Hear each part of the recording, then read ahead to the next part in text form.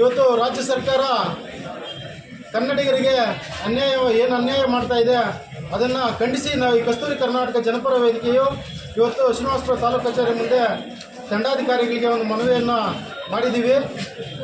ಕನ್ನಡಿಗರಿಗೆ ಕಾರ್ಖಾನೆಗಳಲ್ಲಿ ಆಗಲಿ ಕಂಪ್ನಿಗಳಲ್ಲಿ ಅನೇಕ ಕನ್ನಡಿಗರು ಇವತ್ತು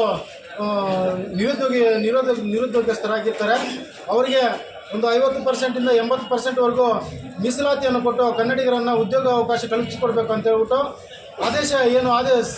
ಸದನದಲ್ಲಿ ಆದೇಶವನ್ನು ಹೊರಡಿಸಿ ಕೆಲವೇ ಗಂಟೆಗಳಲ್ಲಿ ಅದನ್ನು ವಾಪಸ್ ತೆಗೆದಿರುವಂಥದ್ದು ಈ ರಾಜ್ಯ ಸರ್ಕಾರ ಈ ಕನ್ನಡಿಗರಿಗೆ ಮಾಡಿರುವಂಥ ಅನ್ಯಾಯ ಆಗಿದೆ.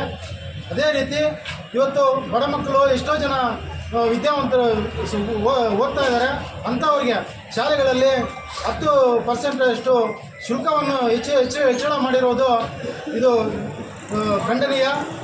ಈ ಸರ್ಕಾರ ಕೂಡಲೇ ಅಂಥ ಆದೇಶಗಳನ್ನು ಹಿಂಪಡೆದುಕೊಂಡು 10% ರದ್ದು ಮಾಡಬೇಕು ಅಂತ ಆದೇಶ ಮಾಡಬೇಕು ಅಂತ ಹೇಳ್ಬಿಟ್ಟು ಮಾನ್ಯ ಮುಖ್ಯಮಂತ್ರಿಗಳಿಗೆ ಮನವಿ ಮಾಡ್ತಾ ಇದ್ದೀವಿ.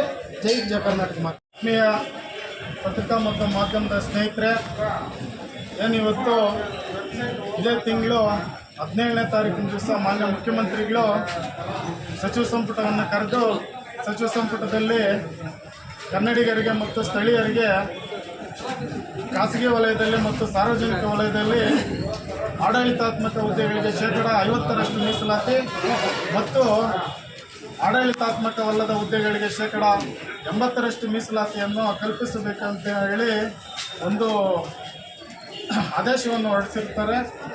ಅದಾದ ನಂತರ ಕೆಲವೇ ಗಂಟೆಗಳಲ್ಲಿ ಅದನ್ನು ಹಿಂಪಡೆದು ಕನ್ನಡಿಗರಿಗೆ ತುಂಬ ಅನ್ಯಾಯವನ್ನು ಮಾಡಿರ್ತಾರೆ ಮಾನ್ಯ ಮುಖ್ಯಮಂತ್ರಿಗಳು. ಇದನ್ನು ಖಂಡಿಸಿ ಇವತ್ತು ಕಸ್ತೂರಿ ಕರ್ನಾಟಕ ಜನಪರ ವೇದಿಕೆ ವತಿಯಿಂದ ಶ್ರೀನಿವಾಸಪುರ ಪಟ್ಟಣದ ತಾಲೂಕು ಆಫೀಸ್ ಮುಂದುಗಡೆ ಮಾನ್ಯ ದಂಡಾಧಿಕಾರಿಗಳ ಮುಖಾಂತರ ರಾಜ್ಯಪಾಲರಿಗೆ ಒಂದು ಮನವಿ ಪತ್ರವನ್ನು ನಾವು ಸಲ್ಲಿಸ್ತಾ ಇದ್ದೀವಿ. ಜೈ ಕಸ್ತೂರಿ ಕರ್ನಾಟಕ ಜನಪರ ವೇದಿಕೆ.